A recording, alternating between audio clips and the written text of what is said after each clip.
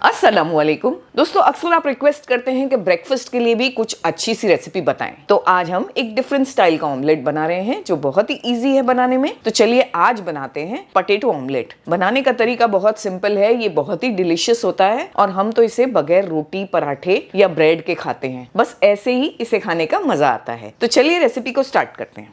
तो सबसे पहले यहाँ पर 2 मीडियम साइज के हमने आलू लिए, जिन्हें छीलकर हम ऐसे कट कर लेंगे। ये बहुत ज़्यादा मोटे भी नहीं हैं और बहुत ज़्यादा पतले भी नहीं हैं, बस ऐसे कट करेंगे।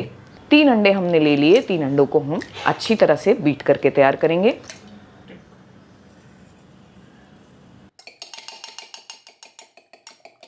तो बस तैयारियां तो हो गई। एक पैन ले लिया हमने जिसमें हम हल्का सा ऑयल डालेंगे और ये आलू के पीसेस को ऐसे इस पर रख देंगे।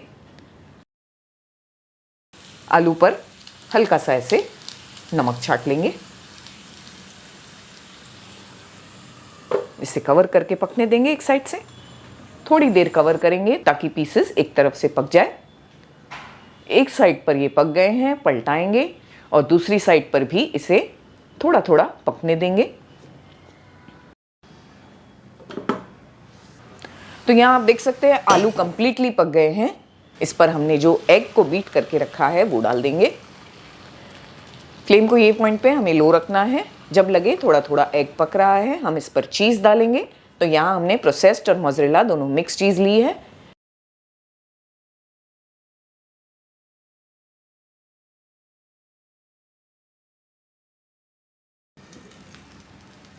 साथ में एक ही साइड पर हम डालेंगे थोड़ी चीज़ स्लाइसेस, थोड़ी स्पिनिच। तो इस तरह से पालक के पत्ते हमने ले लिए, वो बिछा देंगे। साथ में टमेटोज को स्लाइस कर लिया है, उसे भी रख देंगे।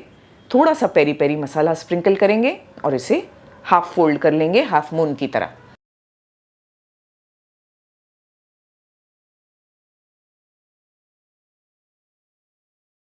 तो आप देख सकते हैं किस तरह हमारा ऑमलेट बनकर तैयार हो गया है।